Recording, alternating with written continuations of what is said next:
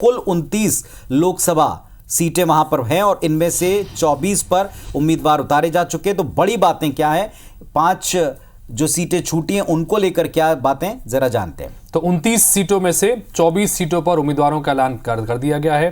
29 में से केवल 5 सीटें ऐसी हैं जहां पर अब प्रत्याशियों का ऐलान बाकी है और इसमें छिंदवाड़ा सीट शामिल है। छिंदवाड़ा के साथ साथ इंदौर, उज्जैन, बालाघाट और साथ ही धार सीट, इस पर अभी प्रत्याशियों का ऐलान होना बाकी है। बिल्कुल ठीक। और 6 सांसदों के टिकट इसमें कटे दिखाई पड़ रहे हैं और 5 सीटों पर चेहरों को बदल दिया गया है।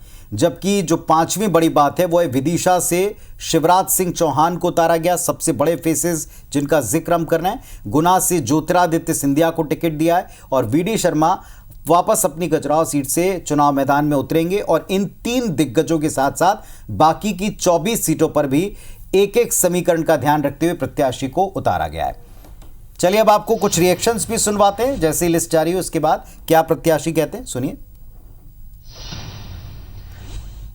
भारतीय जनता पार्टी ने आज मुझ जैसे एक साधारण से कार्यकर्ता पे जो भरोसा जतलाया है, देश के प्रधानमंत्री आदरणीय नरेंद्र मोदी जी ने जो भरोसा जतलाया है, भोपाल लोकसभा सीट से मुझे प्रत्याशी बनाकर निश्चित रूप से मैं खरा उतरने का प्रयास करूंगा। मैं माननीय प्रधानमंत्री नरेंद्र मोदी जी का, माननीय राष्ट्रीय अध्यक्ष जेपी नड्डा जी का, माननीय गृह मंत्री अमित शाह जी और पूरे केंद्रीय नेतृत्व का बहुत हृदय से धन्यवाद करता हूं।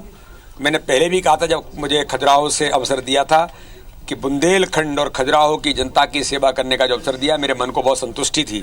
हम सब राष्ट्रीय पुनर्निर्माण के मिशन के कार्यकर्ता हैं और पार्टी जो काम उचित समझती है वो काम पार्टी के कार्यकर्ताओं को देती है। पार्टी ने हम जैसे कार्यकर्ताओं को चुनाव लड़ाने का फैसला किया है।